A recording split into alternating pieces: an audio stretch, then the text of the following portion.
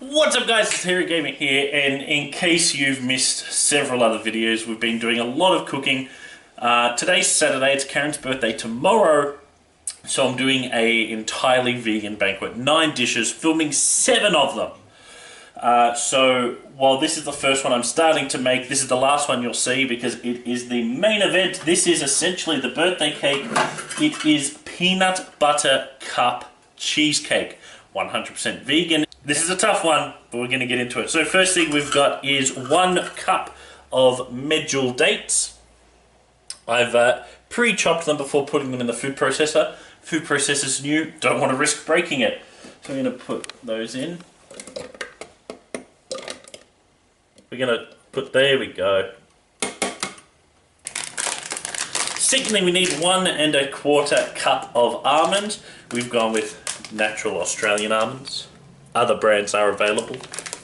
Though if Woolworths Select wants to sponsor me for these videos, I'm open to it. Always happy to get bribed. So that is not how you open almonds. That's good enough. So we need 1 1/4 cups. We haven't soaked these, as you can tell.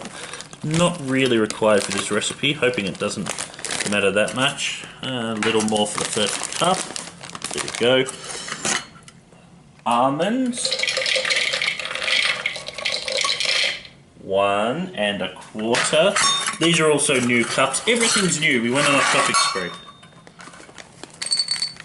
Wow, 1/4 cup, much smaller. About 1/4 of the size. If I had to hazard a guess, that's about 1/4. 1 1/4 cup of almonds. We're just going to put that out of the way. Almonds. Then it's 2.5 tablespoons of raw, or well, it doesn't have to be raw, but cacao powder. We've got this lovely Dutch cacao. Dutch make wonderful things. Oh, if you're Dutch, hello. I don't know how to say hello in Dutch. I apologise. It's probably hello. Hello. So 1. If you have opinions on what he just said, leave them in the comments section. Absolutely. 2.5 tablespoons of... You can see this is already going to be nice. 1. And we're trying to do flattened ones, not heaped ones. But every now and then it doesn't matter that much. Oh no, it's a little chocolatier than you expected. How terrible life is. 2.5 tablespoons is this one. New spoons as well, you see. Look at that. Smell it.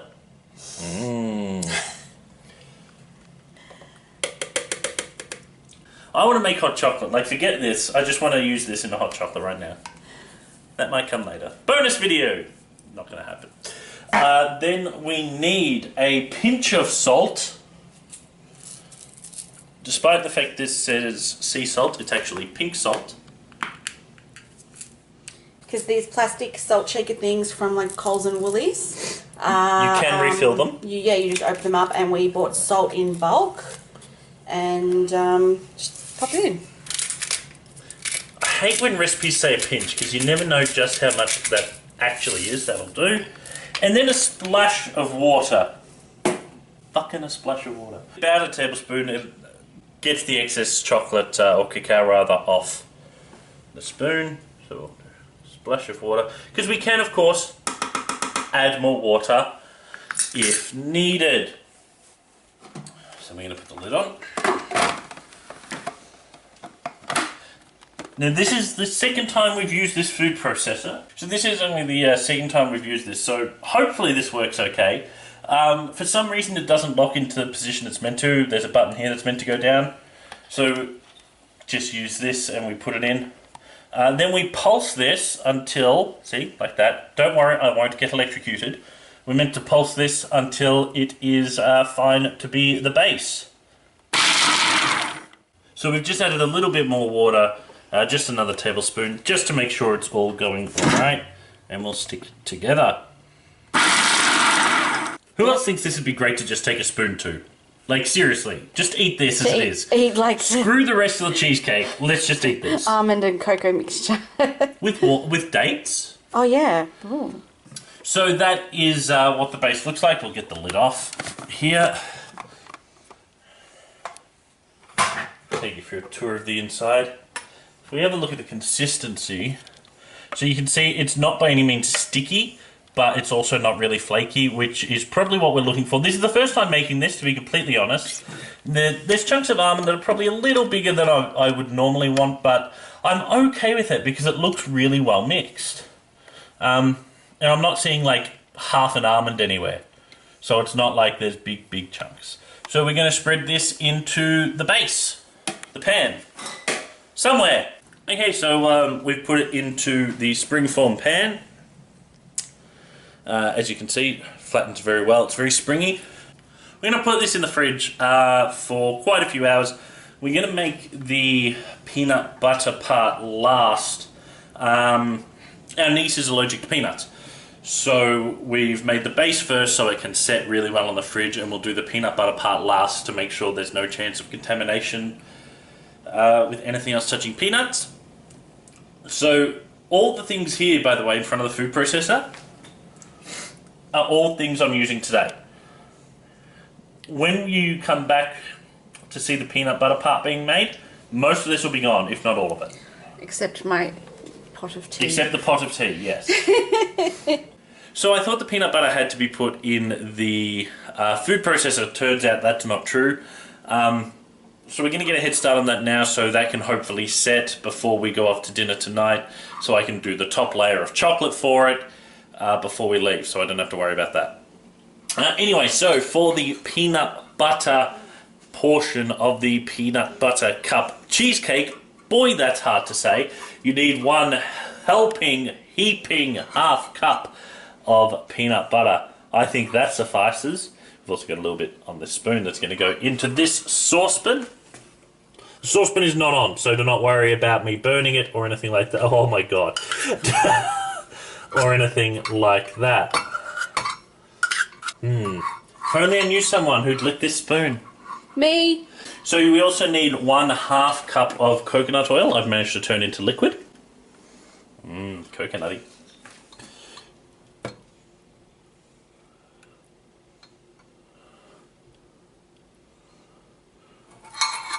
Pour that in. Now I'm just resting that there because it's still got the peanut butter on it. And 1 tablespoon. 1/2 cup and a tablespoon. Don't ask me. 1/3 cup of syrup. Oh my god, injected into my veins.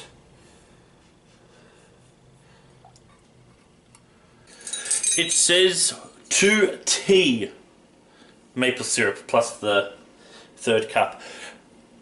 Think it's teaspoons, but we're not exactly sure, so we're going to play it safe and go 3 teaspoons because we're using dark chocolate on the top of it instead of creamy chocolate. So,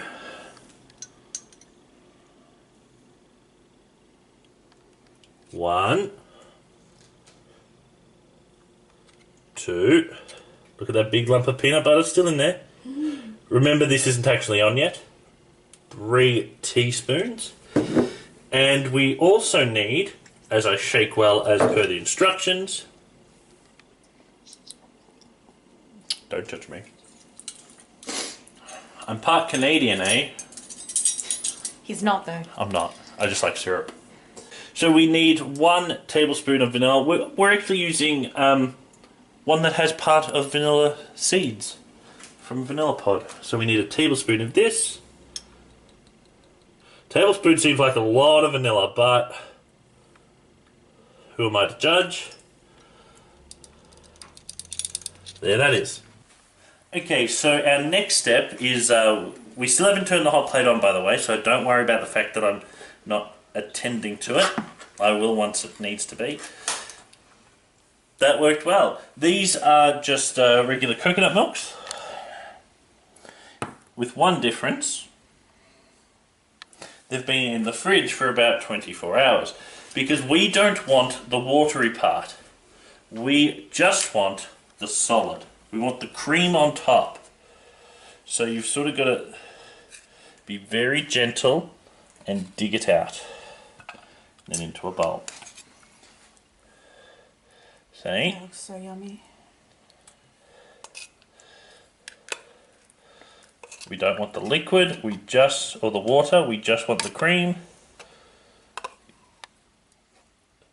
I mean, if you get a little bit of the water, because naturally they do connect, they're in the same jar, tin or jar or whatever you want to call it. So naturally you will get a little bit of it, but you want to get as little as possible. But the good news is, folks, you can use the coconut water that's left. Oh, that's a big chunk. The water that is left you can use in smoothies or something.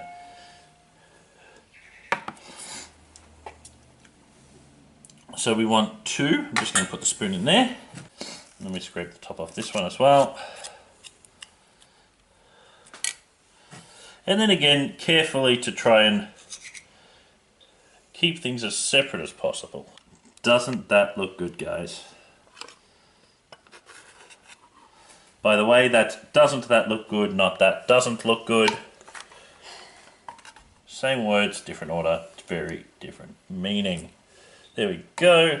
Anyone who's cooked with coconut cream knows, coconut milk rather, knows that there is a difference in it from where it's watery to where it is that little bit creamy.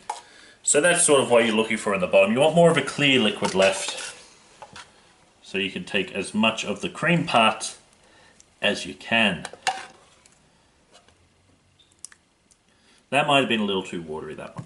Okay, so our next step, after you lick your thumb, is we're going to mix this till it's light and fluffy, like a regular whipped cream, or maybe something in between, closer to a meringue. I'm not sure how it's going to turn out. We're going to find out, though. So that's pretty much it. You can see it's very light. It's still got a little bit of a liquidy consistency, but that's not going to be the end of the world for this. You saw what we've got in there. It will all end up folded together. I'll probably give this another little whip just before we add those things there. So let's go to the hot plate and we'll melt and mix. So here you can see everything we put into the saucepan has now melted and combined together. A beautiful golden colour. It looks a little bit like butterscotch in colour. We just had it on low heat for about 5 to 10 minutes, stirring pretty constantly. I mean, you could walk away from it and it's pretty fine, especially at the start, but you don't want to risk burning it.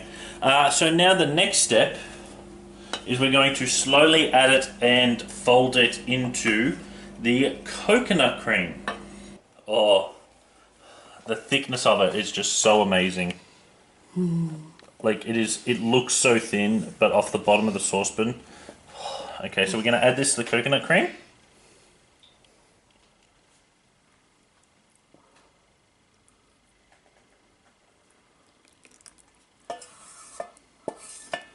I think Karen's had a foodgasm from just looking at it.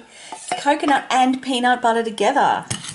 And then we're slowly going to fold it in. Some people will probably say I've put too much in at the start. I have put all of it in, but I'm also okay with that because it's very difficult to try and operate a camera and also the kitchen.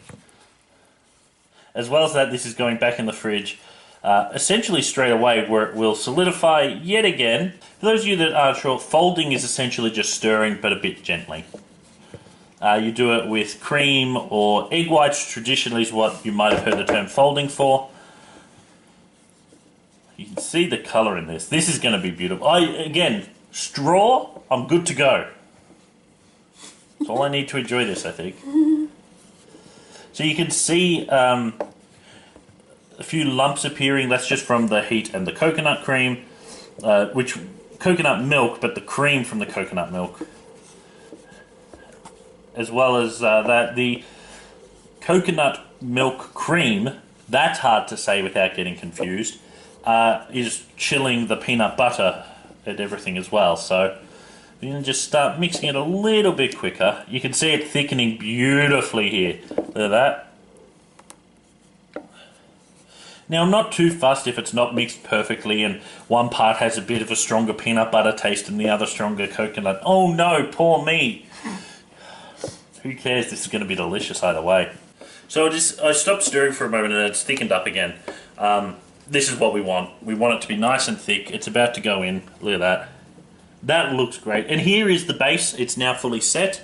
I can touch it, get nothing on my hand. So we're going to pour this in.